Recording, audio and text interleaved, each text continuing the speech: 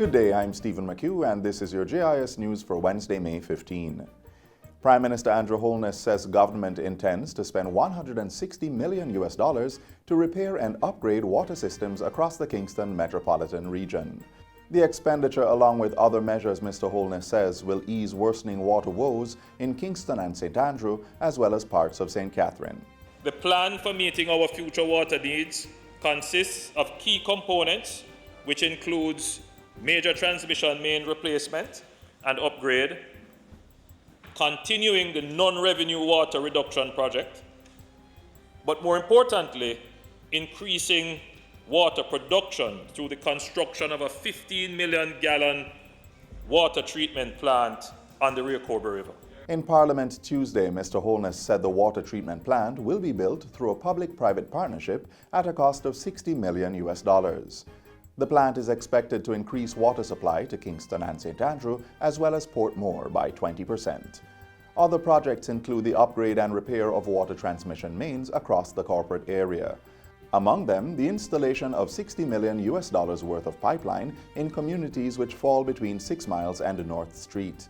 5 kilometers of connection will also be made along Washington Boulevard. Other water projects include the upgrade of the Stanton Terrace to Moresco Road transmission main, Kings House Road to West Kings House Road, Norman Manley Airport Roundabout to Port Royal, and Seaview to Jacks Hill.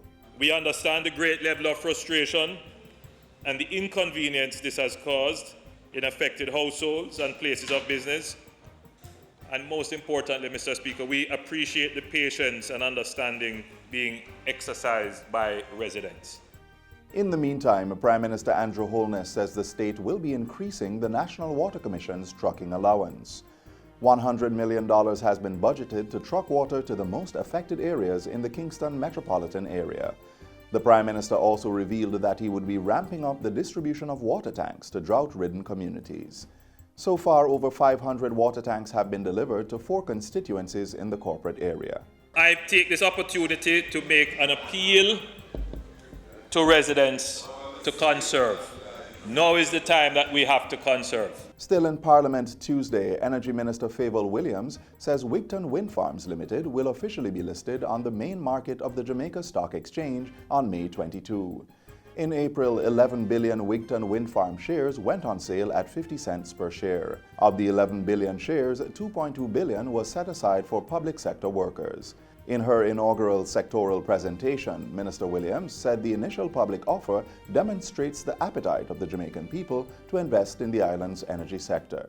The lead broker, Mayberry Investments, has indicated some 31,000 Jamaicans will own shares in Wigton, part of Jamaica's energy future.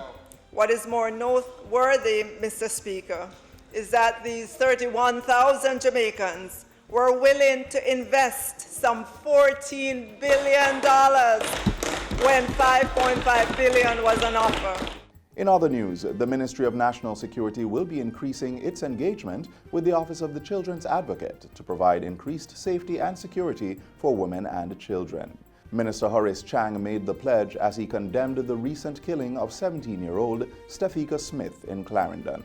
The police reports that Stefika's body was discovered in George's Pen district on Monday after she had gone missing on May 11. And finally, the development of Jamaica's first artisan village to be located at the Hamlin Wharf in Falmouth, Trelawney is progressing on schedule. The artisan village will be ready in time for the 2019-2020 winter tourist season, which begins in December. Ground was broken in 2018 on the US $5.7 million Hamlin Wharf development project, which consists of the artisan village and other attractions to pull more tourists to Falmouth. Tourism Minister Edmund Bartlett says the artisan village is more than 75% complete. We are advised by the contractors that we would have a complete unit ready for inspection by the end of June, so we can begin to get our entrepreneurs connected with the facility, and inspection can be done. They could have a sense of what a model shop is going to look like, and then could conclude their arrangements with the team with regards to their contractual arrangements. Mr. Bartlett provided the update following his recent tour of the project. The Artisan Village will feature 47 shops with 5 themed restaurants and bars, 12 mini stalls, 18 artisan shops, and 12 major shops. And that's it for JIS News Today. I'm Stephen McHugh. Thanks for watching.